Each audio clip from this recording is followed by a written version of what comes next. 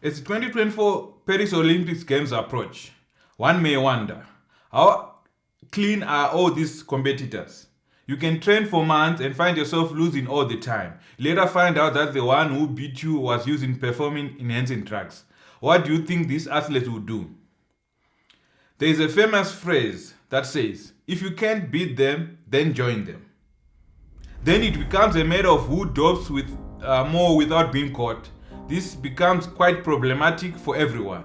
It is bad for the sponsors, it is bad for the country being represented, and it is also bad for the athletes themselves in terms of their reputation and potential health consequences. To get more information on this, stay tuned.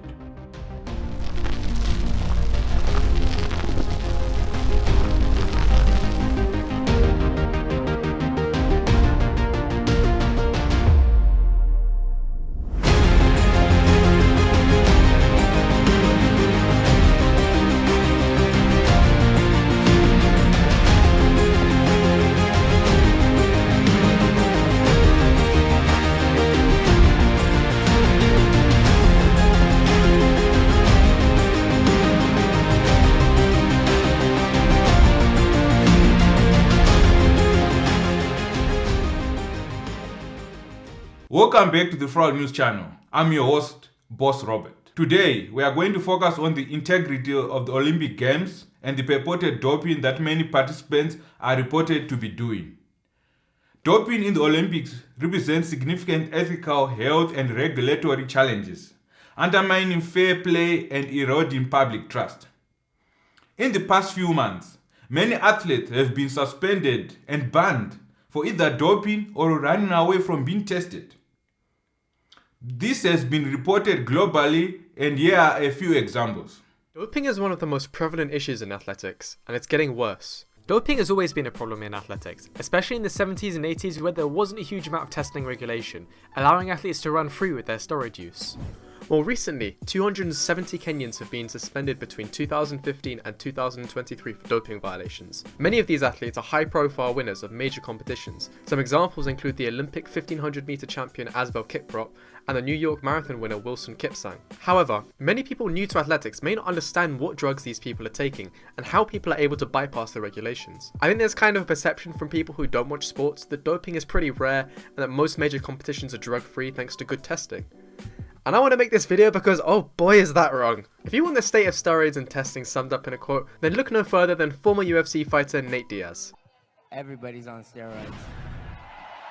So how are these... Pogba has been banned from playing football for 4 years, according to Sky in Italy. According to them, the judicial process is not yet concluded. Pogba will appeal against this ruling to the Court of Arbitration for Sport. So that is a bit of a development. We now know that Paul Pogba will appeal this decision. Of course, the Juventus midfielder provisionally suspended from playing after a drugs test found elevated levels of testosterone in his system in August. The following month, his B sample also returned a positive result for a prohibited substance. It was then up to the National Anti-Doping Tribunal to decide on what that punishment should be. It has now been confirmed that Pogba will be banned for 4 years. He won't be able to play until 2028. Just to reiterate, Pogba will appeal. The Slovenian insisted that WADA and the UCI of his friend, Selfie Lepation, had invested a lot of money to make the sport clean, and that cycling is one of the cleanest sports in the world. Now, there, dear Poggy, there you were wrong, quite wrong. Possibly you meant to say that cycling is one of the most controlled sports. That says a lot about the vast majority of the others. But it's certainly not one of the cleanest. To offer some concise data, there are currently 34 cyclists provisionally sanctioned. Why, 4 days ago, in fact, the former Gran Fondo world champion, Michela Josepina Begozza, was sanctioned for EPO.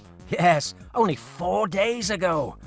There's doping in South American countries in abundance. The last case was that of the mummy Jorge Montenegro in Ecuador. And of course there are cases within the World Tour. Just a few months ago we learned of 2 sanctions, those of the former Danish Anchovy Gregarious, Antoine Tolhoek for steroids, and the French Franck Bonamour for anomalies on the biological passport. And we can tell you that these are not the only cases that are being studied and that will going to be made public soon. Even the gregario Michael Hessman of Poggy's friend, the skier Roglic, he tested positive for a diuretic and has accepted a minor sanction in exchange for his confession. And then there are superstars of the sport, like Coconut Oil Lopez, someone whom Poggy has beaten on several occasions while being totally clean. He was sanctioned for menotropin in the Giro d'Italia 2022. Your own directors, Poggy, Dracula Gianetti and Moonlight Machin, they have a past linked to the dirtiest and most bizarre doping. And there are several of your rivals and acquaintances too. There's your friend, the Mummy of Man, whom you admire so much. Now, he is one of Low-Cost Lance's best friends now, despite having despised him, wanting to humiliate him at every opportunity after he confessed his doping. Oh, I don't know, Poggy. Maybe the only difference is that you, who have friends in the NBA, you who have friends who are car drivers, or you who have friends with a past related to doping in soccer, you know that there are dirtier sports with more doping. And if so, you could help, you could collaborate if that's the case. We would be happy to After the conclusion of the 2022 Olympics, the U.S. women's figure skating team will be awarded the gold medal. And this morning, an international court disqualified Russian skater Kamila Valeva, who tested positive for a banned medication during the Games. Russian officials blamed that positive test on contamination from her grandfather's heart medication. The medal ceremony, never took place during the Beijing Olympics because of the controversy over her test. She did become the first woman to land a quadruple jump in Olympic competition, which then helped the Russian team secure first place in the team event. After the doping reports broke, the teen cracked under pressure, repeatedly falling in the individual competition. Happening right now, one of the greatest Olympians of all time, Michael Phelps, is making waves, not in the pool, but at Capitol Hill. He and four-time Olympic gold medalist Allison Schmidt are testifying to a House subcommittee on doping, and together they are telling Congress that the World Anti-Doping Agency, or WADA, needs to be held to account after Chinese swimmers were allegedly allowed to compete after testing positive for a banned drug. And here's some of what Phelps had to say. It is clear to me that any attempts of reform at WADA have fallen short, and there are still deeply rooted systemic problems that prove to be detrimental to the integrity of international sports and athletes' rights to fair competition, time and time again. As athletes, our faith can no longer be blindly placed in the World Anti-Doping Agency, an organization that continues to prove that it is either incapable or unwilling to enforce its policies consistently around the world. With just days to go until the Paris Olympic Games, Polish high jumper Norbert Kobielski has been provisionally suspended for the use of prohibited substance. The Athletics Integrity Unit announced on Tuesday that Kobielski tested positive for pentadrone norepinephrine metabolite, a banned substance, and that a notice of the allegation had been issued to the athlete.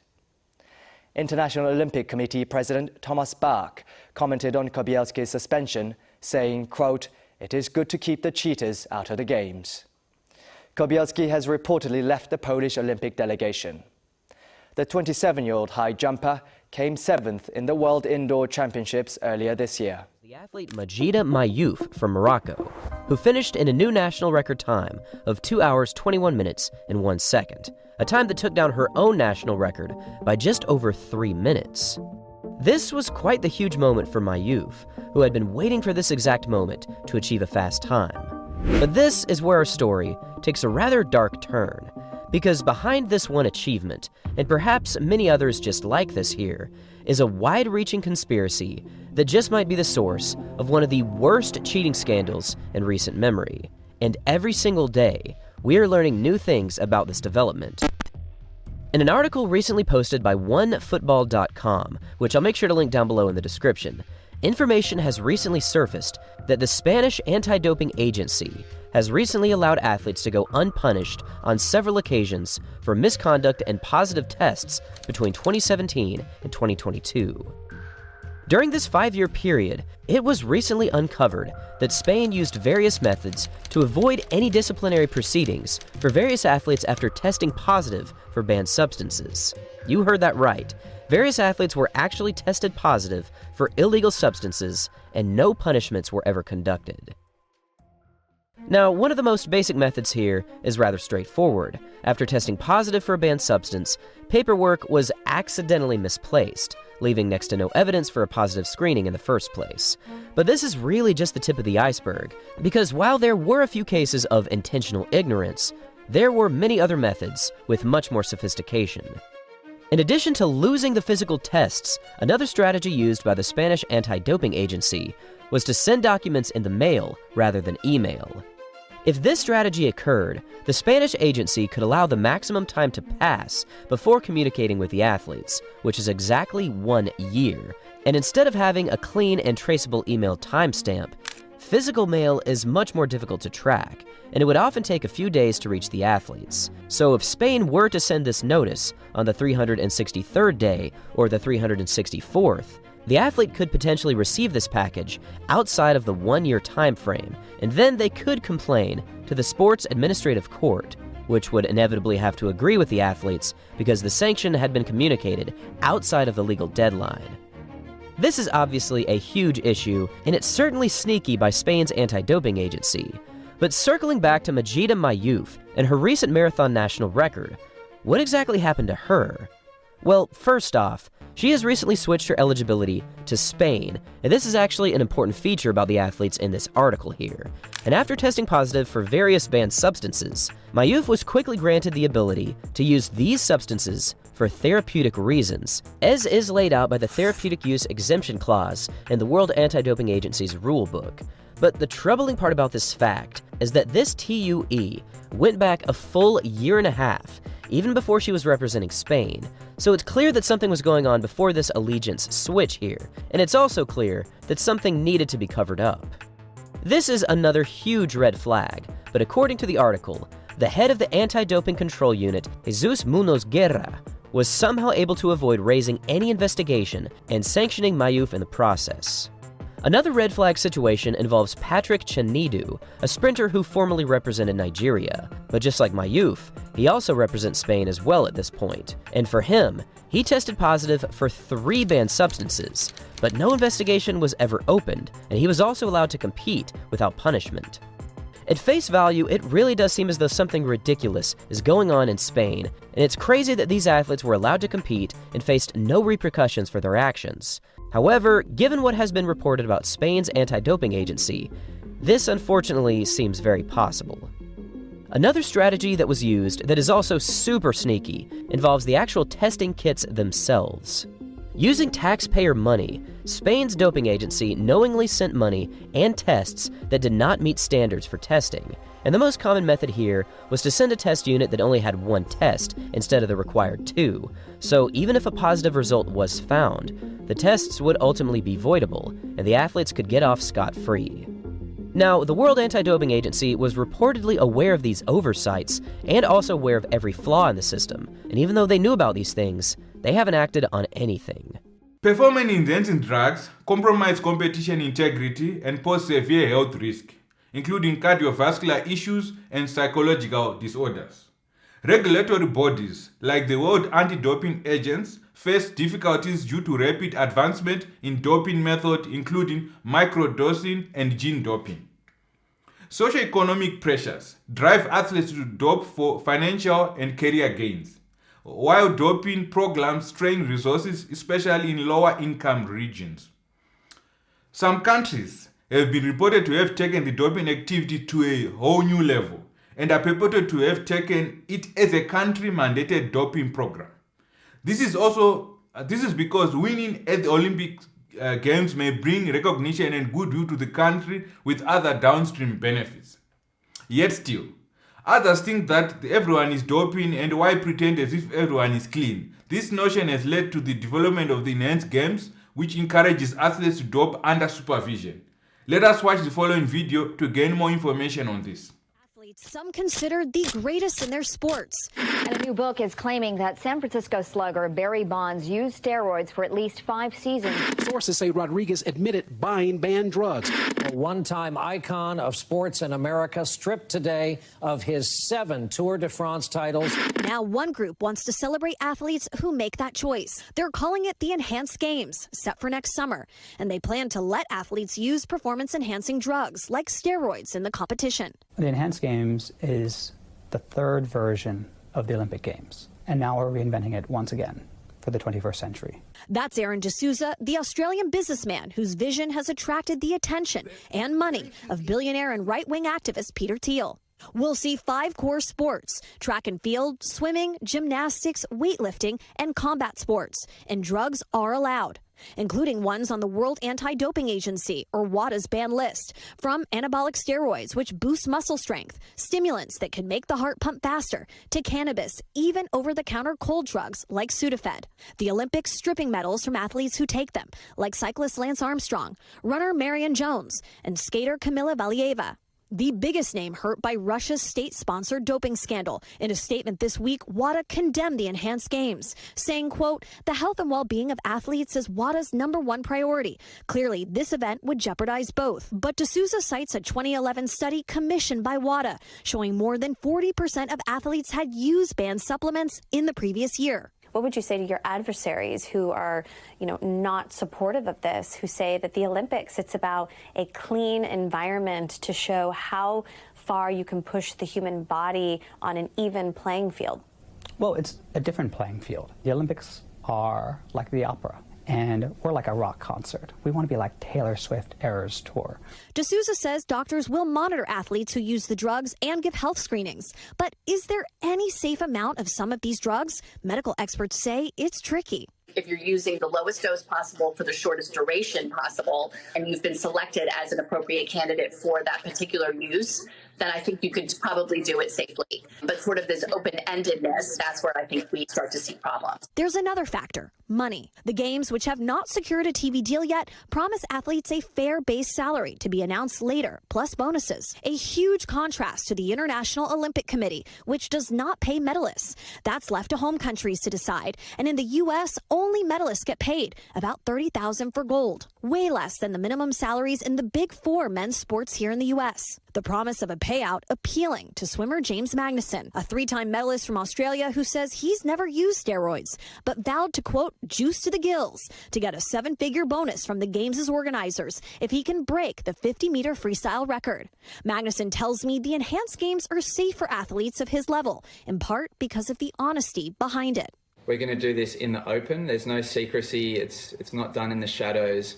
I'll document it. I'll be completely open and honest with everything I take, how it's making me feel, how my performance is affected, and if there are any side effects, what those are. Okay, Chloe, I'm kind of just almost without words here. When you talk to your sources in the entertainment world, is there a market for something like this? I don't even want to ask, because we know there is, right? People get totally juiced up, and then what they go for it, and we'll see if they survive and how big of a game that they can turn in. So I've been talking to athletes, professional athletes, retired athletes. I've also talked to some people in the TV business, and they all say it would make for great entertainment, okay? Especially if you have people compete in the Enhanced Games who are not on performance-enhancing drugs, because you don't have to be on performance-enhancing drugs to take part in the Enhanced Games. So therefore, you could have somebody who says, all right, I want to go compete against somebody in the 100-meter dash. I don't even know if that's part of the Olympics, but let's just pretend that it's a part of the Enhanced Games, and they're not on steroids, but their competition is, and then they beat them. What a coup that would be, right? And so I think that when you look at the world of reality television, when you look at the landscape right now, Tom, you see that people are pushing the envelope, and networks are trying to bring in people and boost ratings, which in turn means bigger ad sales, bigger money, and a better bottom line for them in the end. So I do think this will find a home somewhere on television in the not-so-distant future. I've got 15 seconds, Chloe, but are people concerned about the potential health impact of people juicing to the gills? Listen, I spoke to Aaron, as you see, and he says that there will be a team of medical experts that will be watching over their athletes, and that this is going to be done within reason. There will be some guardrails. The evolving nature of doping necessitates a multi-layered approach, including stringent regulations and ethical education, health monitoring, and international cooperation to preserve Olympic integrity and safeguard athletes' well-being. Let us take a look at the opinions of a former doping expert who previously assisted athletes to circumvent doping tests. My name is Victor Conti, and I was the mastermind behind the distribution of designer steroids in the Olympics and other international competitions. This is how crime works. I know because I was on the dark side for 4 years. Circumventing the testing was like taking candy from a baby. A lot of the athletes that I worked with got very good results and broke world records and won gold medals. And of course, that brought attention to me and brought scrutiny and eventually law enforcement. And then I designed supplement programs for them. The Clear, I was buying from a chemist, Patrick Arnold. And he told me that he had this liquid substance that seemed to help with athletes' recovery. So I bought a bottle of this stuff for, I think, $150. It was a 100cc bottle. And you took an eyedropper and you put a couple drops under your tongue. He called it stuff, which now is referred to as THG, tetrahydrogestrinone. Somehow, this chemist, he created a whole new steroid, okay? And so I got some, I tried it myself. When I tested my own urine, it came back clean.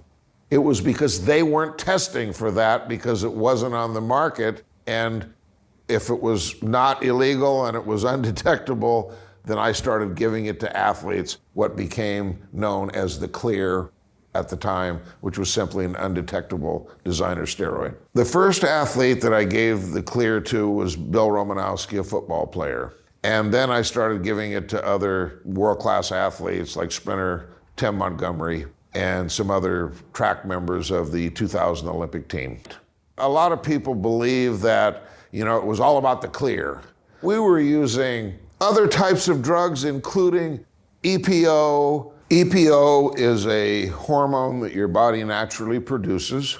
It gets manufactured in the bone marrow, and it stimulates the production of red blood cells. So this really enhances stamina and endurance. You can do more repetitions at a higher intensity. The definition that I got one time from a world-class sprinter was, it turns you into a machine. You simply do not get tired. Of course, I knew I was breaking the law, but I also knew that these crimes were very soft. So in my thinking, it was, okay, if something happens, then do the crime, serve the time. The first testing was in 1968. In 1976, they only had a test for anabolic steroids, about a dozen, but no test for testosterone, the granddaddy. So everybody there, they called it the testosterone games. Thereafter, they didn't have out-of-competition testing compared to in-competition testing until it was implemented in 1990. So in 1988, when Flojo broke the world record in the 100 meters and 200 meters and all that, there was no testing out of competition. All they had to do was taper off these drugs, show up at the Olympics, and put on these monstrous performances. When you use these powerful drugs, it's during training camp where the benefits come. And they carry over for months and months, if not years. So an athlete that's competing in September in the Olympics is using drugs the previous October, November, December, right, with intensive weight training. Even now, today, they test you at a competition, but the athletes are not stupid enough to have this in their system. It's when they were using it months before, and then they get the carryover benefits. What the testers were doing before Balco, even at the Olympic level, is they only tested endurance athletes that were running 10,000 meters or marathon because they didn't understand that EPO is not a performance drug that you use on the day of the competition. It's a training drug. Well, as an example, in Sydney, Australia in 2000, they did not test anybody except the long distance runners for EPO. So the sprinters, Marion Jones, and other athletes that I worked with there, they weren't even tested for growth hormone, which we used, or EPO, which we used. These are both endogenous hormones. So circumventing the testing was like taking candy from a baby. It was very simple. So we were actually using growth hormone at the competition between events. I never had any contact directly with the International Olympic Committee or the United States Olympic Committee, even though later I did meet with WADA, USADA, the actual drug testing entities. So that's not the Olympic Committee. WADA, the World Anti-Doping Agency, was founded in the year 1999 for the 2000 Olympics, where I was in Sydney with Marion. Was it founded for the health and safety of the athletes and to create a level playing field? In my opinion, it was founded to protect the logos of the sponsors of the Olympic Games. You have what is called TOP. TOP stands for the Olympic Partner Program. That's how they raised the $2 billion, and that comes from 14 companies. Originally McDonald's, Coca-Cola, Toyota, Panasonic, now it's Airbnb. The reason they have all these loopholes is because they, my opinion, they generally don't desire to catch these athletes because it's bad for business. I had met an Olympic official who had told me about some positive drug test cover-ups that he knew about that occurred at the 1988 Olympics. And at the 1992 trials, US track and field trials in New Orleans, I was working with a shot putter named Greg Trefalis. And he was taking steroids, including Dianabol. So he got fourth, he didn't make the team, but he'd been on the previous 1988 Olympic team, and I went with him to Seoul, Korea. But a few days after the competition, I got a call from this Olympic official, and he said, "Your boy has tested positive." A few days after that, I get a second call from this Olympic official, and he says, "Tell your boy that he's off the hook." I said, "What do you mean he's off the hook?" And he said, well, the elder statesmen got together and decided that this was just not a good time for these positive drug tests to come out. Apparently there were 5 positive drug tests, including a high jumper, and my shot putter, Greg, was one of them. And he said, they've just decided it's not a good time and they're going to sweep them under the rug. I realized that basically from the top to the bottom, I mean the television networks, the International Olympic Committee, WADA, the testing agency, the athletes, they are all a part of this corruption. And I believe the athletes are the victims of this corruption. They're in a system and they get there and they realize that there's a rampant use of drugs and it develops a use or lose mentality. And if you know that your competitor's doing it 80% of the time, in my opinion, that enables you to make that decision to join that culture. But the athletes basically have no choice. Russia had state-sponsored doping.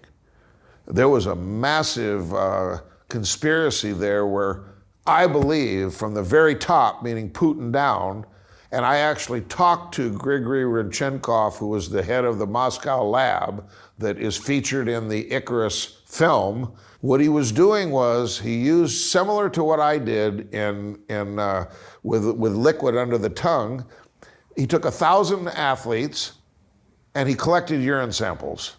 Then he gave them all these designer type, it had alcohol in it to help the absorption, to all these athletes. They won big medals in 2012 at the Olympics, 2013 at the track and field, and he paid enormous dollars to bring these events into Russia.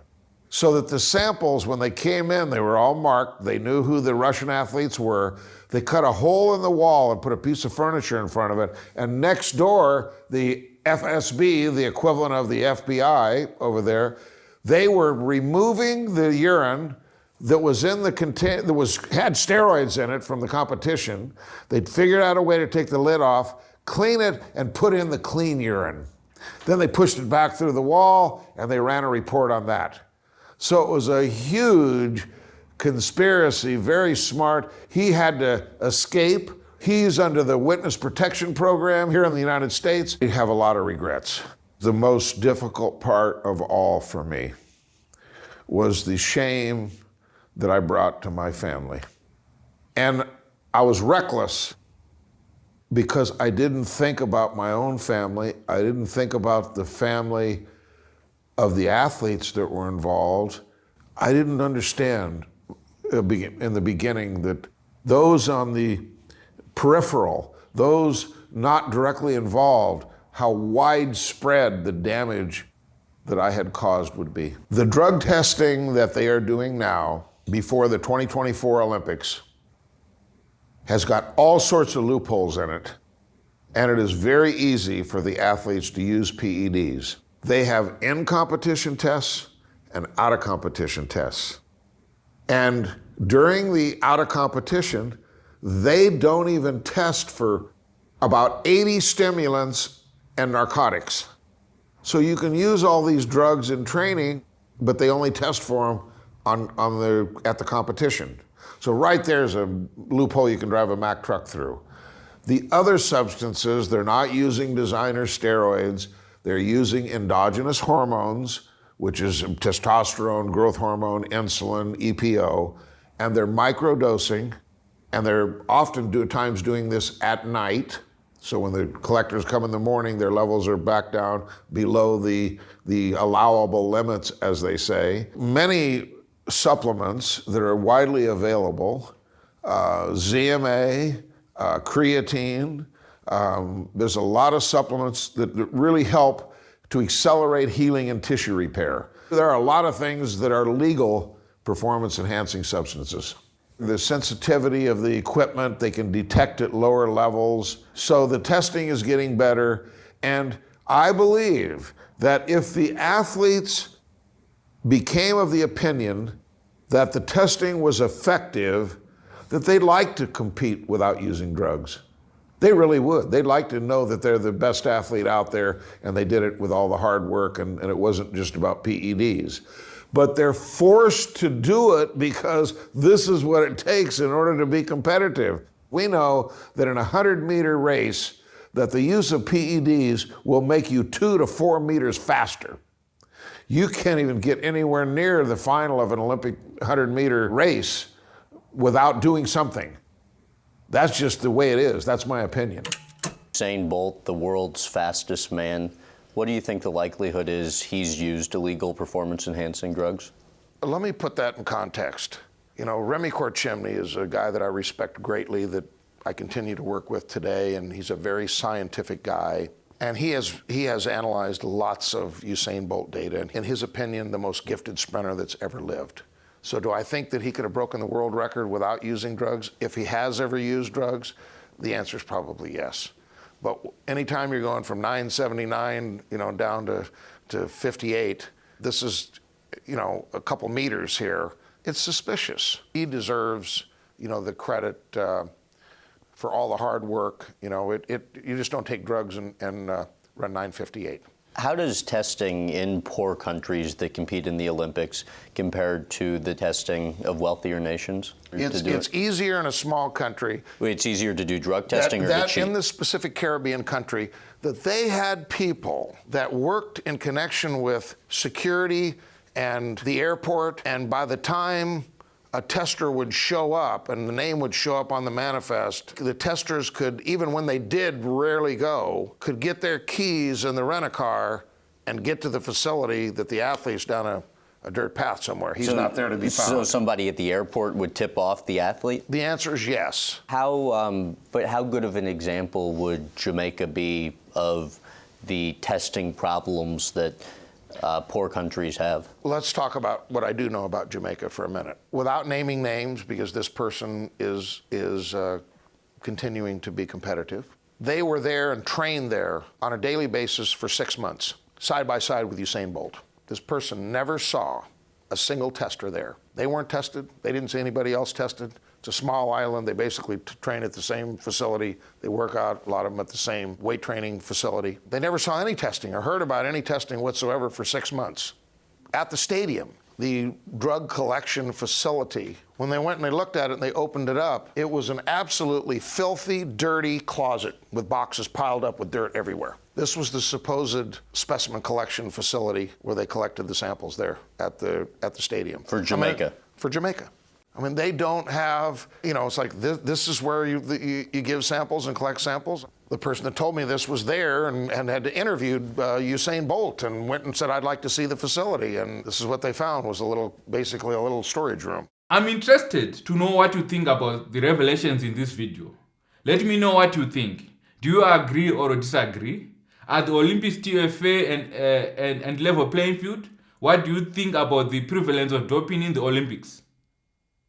If you found this video informative, please drop a like. If you have any suggestions, please type them in the comments below. If you have not yet subscribed to the Fraud News channel, please show your brother some love. Thank you for watching. See you on the next video. God bless you.